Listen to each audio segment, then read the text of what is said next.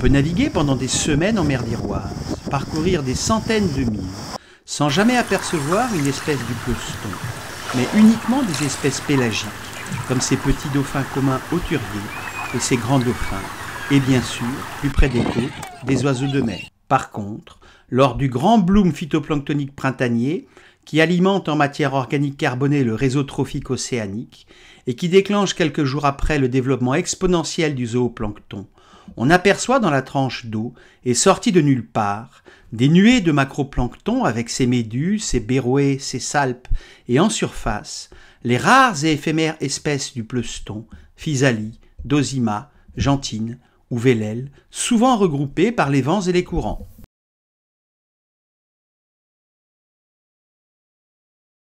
Je vous propose dans cette vidéo de découvrir les vélèles, élégants voiliers coloniaux bleus, qui peuplent le pleuston et qui vivent à l'interface des deux enveloppes fluides de la Terre, l'atmosphère et les océans, dans l'écosystème le plus mince et en même temps le plus étendu de notre planète, qui abrite les espèces du pleuston qui flottent en surface et dont les déplacements passifs sont gouvernés par les vents et les grands courants océaniques et les courants de marée. La vélèle, Velella velella, appartient, comme les anémones de mer et les coraux, à l'embranchement des cnidaires et à la classe des hydrozoaires, comme ces Obelia et ces Tubularia, fixés à une laminaire et dont les polypes millimétriques restent toujours visibles, même quand on les dérange. Par contre, contrairement à la plupart des espèces de ce phylum dont la face polype est fixée au fond, sur les rochers ou les algues, les stades polygastriques des vélèles dérivent à la surface des océans. Dans les regroupements massifs de vélèles, on trouve des individus de toutes les tailles. Ils représentent la phase polygastrique polype coloniale de la vélèle, espèce cosmopolite du pleuston pélagique de tous les océans de la planète, qui ne se rencontre sur le littoral sur des dizaines de kilomètres qu'à la faveur de coups de vent venant du large vers la côte, et qui les regroupe en une flottille bleue dont la densité d'individus peut atteindre localement plus d'une centaine d'individus de toutes les tailles par mètre carré.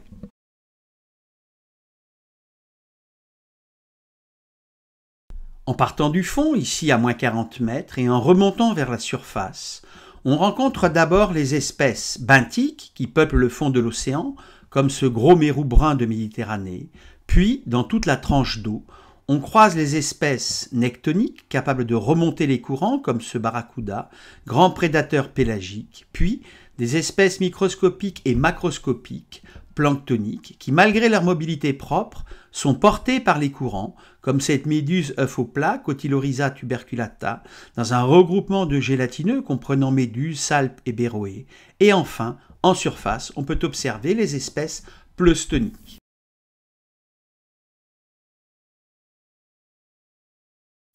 Les espèces pleustoniques arrivent en mer d'Iroise, regroupées et poussées par les vents de sud-ouest, notamment lors des dépressions, et par le puissant courant chaud du Gulf Stream, qui déplace de 5 à 10 km/h d'énormes quantités d'eau chaude depuis la mer des Caraïbes jusqu'au nord de l'Europe, et nous ramène ces belles espèces pélagiques qui vivent habituellement en haute mer. Au laboratoire des SVT du lycée de l'Elorn, nous avons déjà récupéré et hébergé dans notre aquarium tempéré, durant plusieurs semaines, 3 espèces du pleuston de la mer d'Iroise.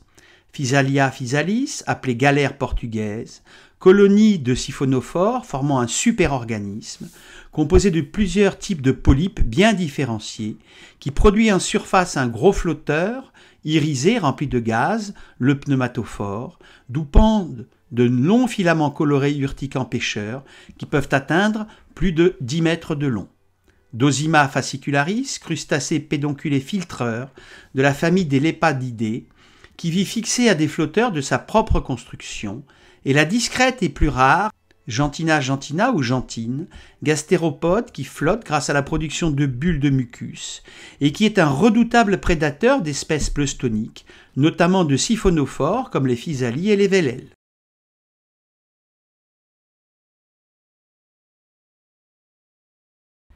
L'interface atmosphère-océan est un biotope hostile, soumis à des conditions de vie difficiles. Forte insolation, rayonnement UV mutagène intense, vent violent, brassage par les vagues lors des tempêtes et prédation des oiseaux par le haut et des poissons et des tortues par le bas.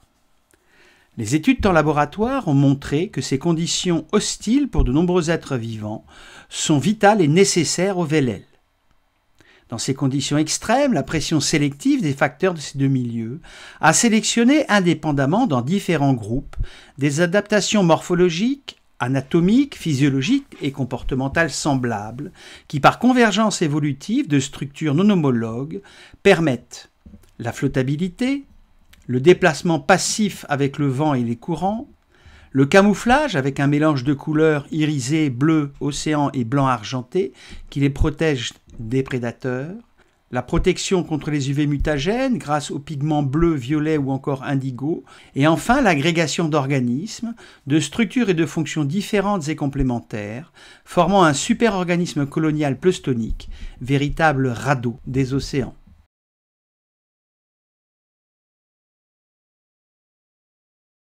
Lorsque l'on observe une vélèle de près, on s'aperçoit que ce radeau, bordé d'une frange bleu-azur, était en réalité une colonie flottante, d'environ 6 cm de long par 3 cm de large, construite autour d'un flotteur chitineux, sous lequel sont agrégés de petits organismes bleu clair et creux, appelés zooïdes, caractéristiques des cnidaires hydrozoaires. Ces polypes spécialisés sont disposés en cercles concentriques, à la face inférieure du flotteur, et assurent des fonctions de défense, de nutrition et de reproduction. Sur le flotteur est implantée une voile chitineuse triangulaire d'environ 3 cm de haut, basse, transparente, en forme de S et oblique de 40 degrés par rapport à l'axe de la colonie. À l'extérieur, un verticille périphérique de dactylozoïdes prédateurs et défensifs, acnidocystes, cellules urticantes munies d'un filament extensible, urticant, qui peignent la couche d'eau juste sous la surface et harponnent du zooplancton, copépodes, œufs, embryons et larves planctoniques, puis, vers le centre, plusieurs verticilles de gonozoïdes reproducteurs courts, autour d'un unique et gros gastrozoïde nourricier axial muni d'une bouche. Tous ces polypes sont étroitement liés les uns aux autres par un réseau complexe de canaux gastriques connectés à la cavité générale, ce qui leur permet de partager la nourriture capturée par les dactylozoïdes périphériques. Au plus fort grossissement, on voit les courts gonozoïdes bleu clair, polypes reproducteurs de la colonie, toujours en mouvement, et dont la surface boursouflée bourgeonne en permanence par voie asexuée de petites méduses sexuées, mâles ou femelles, selon le sexe de la vélèle. Ces nombreuses méduses en forme de cloche, de quelques dixièmes de millimètre au début, sont restées quelques jours reliées par du mucus à la forme polype flottante. La vélèle appartient, comme l'hydre d'eau douce, la physalie et les porpites, à la classe des hydrozoaires essentiellement marins, dont le cycle de développement alterne une phase polype fixée et asexuée et une phase méduse libre et sexuée. On peut donc interpréter une vélèle adulte comme un hydrozoaire retourné, formant un superorganisme complexe, planctonophage, capable de vivre et d'évoluer comme un seul individu. Les vélèles sont regroupées par les vents et les courants en flottilles bleues flottant à la surface de la mer sur des distances allant de quelques dizaines de mètres jusqu'à 50 km et avec une densité d'individus qui peut atteindre environ 100 vélèles par mètre carré. La vélèle flotte à la surface de l'eau grâce à son flotteur cloisonné composé d'une série contiguë de compartiments concentriques remplis d'air qui portent une fine voile triangulaire. Comme la vélèle a une densité supérieure à 1, elle flotte naturellement sur l'eau, et son poids est inférieur à la poussée d'Archimède, qui s'exerce sur sa structure immergée. Du coup, la voile doit seulement générer une force de propulsion suffisante pour équilibrer la traînée hydrodynamique. La voile de la vélèle est composée de chitine, un polysaccharide azoté qui constitue l'exosquelette dur et rigide des arthropodes, comme les insectes et les crustacés, et qui chez la vélèle sert de matrice à une voile fine et souple. L'axe d'implantation de la voile sur le flotteur est placé à environ 40 degrés par rapport au grand axe du corps charnu et elliptique. La voile est symétrique bilatéralement, basse, et renforcée à sa base, alors que les voiliers modernes possèdent deux voiles hautes, étroites, asymétriques et réglables, un génois à l'avant du mât et une grand voile à l'arrière du mât. Les études en soufflerie ont montré que le plan de voilier en S, épaissi et renforcé à sa base, évite à la voile de s'entortiller et de plier sous l'effet du vent. Par contre, sa crête supérieure, plus fine et plus souple, peut se rabattre par vent fort, ce qui évite le chavirage et correspond sur un voilier à une prise de riz. La petite hauteur de la voile, surbaissée par rapport à celle des voiliers modernes, apporte plus de stabilité et de navigabilité, et évite les chavirages par vent fort et irrégulier, permet le retournement passif de la vélelle, mais diminue les performances. Cette voile, fixe sur le radeau, donne prise au vent, mais la vélelle a du mal à remonter au vent, n'a pas d'avant et n'a pas d'arrière, peut tourner sur elle-même par rapport au lit du vent pour naviguer presque uniquement sous le vent, aux allures portantes, du travers au vent arrière. Nous avons construit une maquette de vélelle à orientation gauche de la voile, qui respecte pour le flotteur et la voile le rapport hauteur sur largeur, et qui possède sous le flotteur des fragments de sang d'eau pour modéliser les polypes et la traîner. On voit ici qu'en absence de courant et par vent faible, elle dérive sous l'effet du vent. Une maquette à orientation droite de la voile naviguerait symétriquement par rapport au lit du vent. Enfin, des travaux suggèrent que les vélelles peuvent changer leur orientation et leur direction de navigation dans une certaine mesure, en modifiant la posture des parties sous-marines affectant la force hydrodynamique. On peut penser que dans l'Antiquité, les vélelles ont peut-être influencé les premiers constructeurs de voiliers. Dans les populations de vélelles, on trouve deux variants en miroir par rapport à l'implantation oblique de la voile à 40 degrés du plus grand axe de l'ellipse formé par le flotteur. Un variant navigue à droite tandis que l'autre navigue à gauche du vent arrière qui le pousse. Les variants orientés à gauche, nord-ouest, sud-est sont les plus fréquents comme on le voit ici. Et les variants orientés à droite, sud-ouest, nord-est sont les plus rares, dérivent en symétrie par rapport au lit du vent. Un vent fort déclenche une véritable régate de vélelles qui, grâce à ce polymorphisme, se divise en deux sous-populations, ce qui augmente sa survie et optimise la colonisation de la surface des océans. La sous-population poussée au large poursuivra son cycle pélagique, alors que l'autre risquera de s'échouer sur la côte. Les résultats, pas encore publiés, d'une étude de la biologiste américaine Rebecca Helms de l'Université de Caroline du Nord, semblent montrer une corrélation entre les pourcentages de variants droit et gauche et les vents dominants, et cela dans les deux hémisphères où ils sont de direction opposée.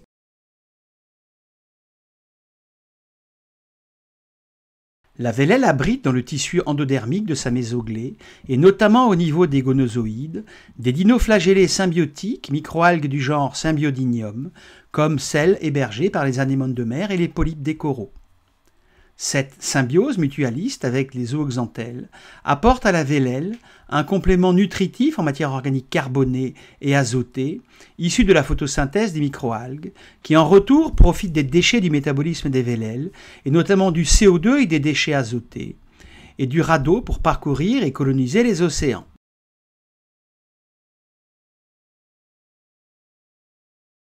La vélelle a un cycle de développement indirect complexe, composé de deux phases. La phase polype-polygastrique, flottante, nectonique, que l'on voit s'échouer sur les plages et qui est soit mâle soit femelle, et la phase méduse planctonique qui produit les gamètes. Les vélelles flottantes profitent du bloom phytoplanctonique printanier pour accumuler suffisamment de matière organique et d'énergie pour bourgeonner par voie asexuée la phase sexuée méduse de son cycle. Ces méduses vont ensuite se détacher de la forme polype flottante, plonger à plusieurs centaines de mètres et disperser ainsi la phase méduse sexuée dans le plancton, ce qui évite la consanguinité si la forme adulte émettait directement ses gamètes depuis le peloton. Puis, elles vont produire et libérer des gamètes, spermatozoïdes ou ovocytes. La fécondation a lieu en profondeur, produit des cellules œufs planctoniques qui, après 2 à 3 semaines de développement embryonnaire, deviendront des larves. Au printemps, les jeunes vélelles vont produire des gouttes d'huile, diminuer leur densité et passivement remonter à la surface.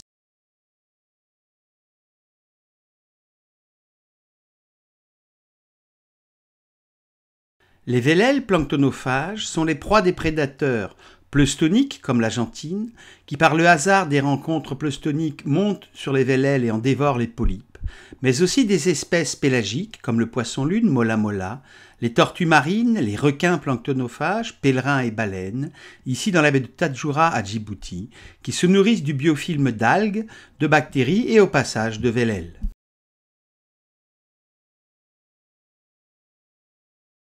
L'histoire d'un regroupement de vélelles se termine inéluctablement sous la poussée du vent par leur échouage massif de parfois plus de 10 cm d'épaisseur sur les côtes, avec une densité de plusieurs milliers d'individus par mètre carré. Les vélèles s'échouent presque toujours à plat dans leur position de vie en pleine mer, tels des radeaux. Elles se mélangent au lest de mer, comme ici à Saint-Mandrier aux Posidonies, et se décomposent rapidement en raison de la température élevée de l'air et de l'exondation, en émettant une odeur pestilentielle durant quelques jours, et ne laissent que leur exosquelette chitineux transparent. Leur décomposition apporte de la matière minérale et surtout de la matière organique carbonée et azotée aux organismes du niveau supralittoral, milieu réputé pour sa pauvreté en apports nutritifs.